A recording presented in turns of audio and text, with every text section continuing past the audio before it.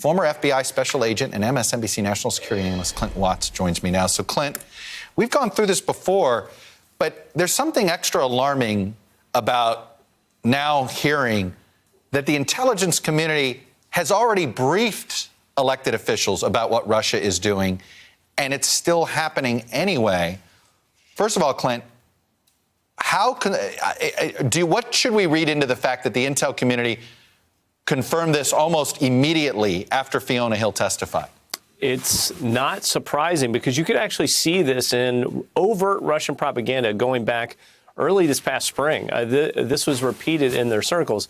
What I find just alarming is why do this? It just, I think the question you and I probably had, I think it was 2.5 years ago, I was on the Meet the Press. We talked about why did Russian active measures work? And it was because oftentimes the president uses Russian active measures against his political opponents. But the question was always, was he doing it deliberately? Did he know he was doing it?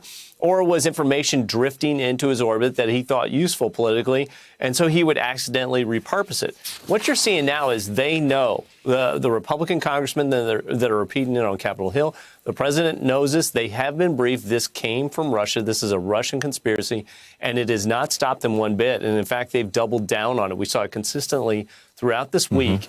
And if you are only believing what the president says and what the Republican congressional members are saying, you actually believe that conspiracy in the United States right now.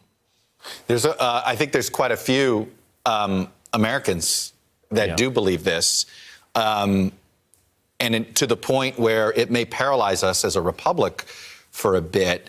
I'm curious, what does Russia get from this successful disinformation campaign that they have orchestrated, I guess, via Donald Trump at this point? Two things. First, they get to rewrite history around interfering in election 2016. We just went through 2.5 years of, political and social torture in this country around the Mueller investigation, and finally came to an end. We got some very definitive answers about what Russia did in the 2016 election. But here again, you see it being walked back. And who's walking it back? It's political officials inside the United States. And so that just further puts us in chaos. It puts us against each other. We can't know the truth because we don't have elected officials actually saying the truth. I think the second part, which is incredibly damning for us worldwide, which is also a long-term goal of Russia, is to have U.S. retreat from the world stage and not be trusted. The message going from Russia to Ukraine right now is, we told you they would throw you under the bus. We told you they would abandon you and you could not trust them. If you can't trust the U.S. and they're not there to support you, if they're not delivering that aid when they said they were going to, if they're trying to manipulate you, why wouldn't you just trust us? We are Russians. We're right next door. You used to be part of the Soviet Union. So it's a two-directional divide, and it is working in spades again to where Putin just probably can't believe the success they're having with these disinformation campaigns. So let me ask this. Have we completely destroyed the information ecosystem if the president of the United States becomes the chief misinformation provider? I mean, it seems as if he's got a willing outlet that will do this in real time. He's doing this. He doesn't seem to care about the consequences long term in the same way I do think there are well-meaning Republicans that may be participating in this that might at least be nervous about the long-term impact. I don't know if he cares about the long-term impact. But are we powerless to this if our commander-in-chief is so willing to participate in this disinformation campaign? If it continues, we are, Chuck. It's remarkable. 2.5 years ago, some people thought I was alarmist because my concluding point of that hearing was, if we can't figure out what's fact and fiction, if we don't have trust in our elected officials and institutions, we will be lost as a country, because you can't function as a democracy. You can't have debate when you don't agree on what occurred. You can't actually formulate policy or represent the best interests of Americans. And so, what do you tend to believe? You tend to believe four things in terms of what you hear. The first thing you hear, that which you hear the most, that from a trusted source that you believe, and that not accompanied by a rebuttal. So if you're in that echo chamber in the political right, and it can be the political left too if there's disinformation, it becomes almost paralyzing for you to actually know what to believe.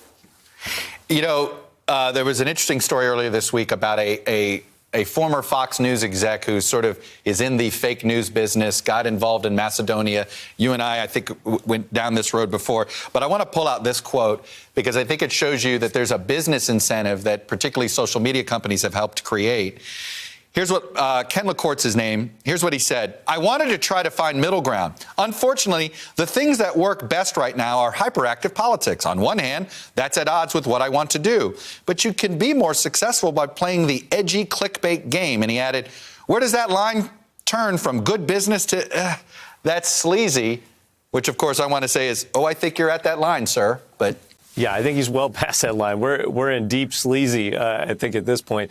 And it speaks to social media. Engagement on social media is about creating an emotional response in the recipient. It's not really about gaining information or gaining news. People respond intuitively to headlines, pictures, graphics. And really, if you want to infiltrate the United States, if you want to spread fake news, you enrage the political right and you shame the political left. It's literally a deliberate formula that you can use or see for these outlets if you mind them. And the Russians are grandmasters of this technique, and they know how to do it better than anyone.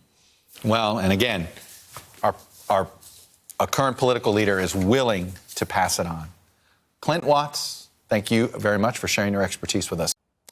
Hello, YouTubers. If you're watching this, it means you've checked out our channel, so thank you. Now do me a favor, subscribe by clicking on that button down there.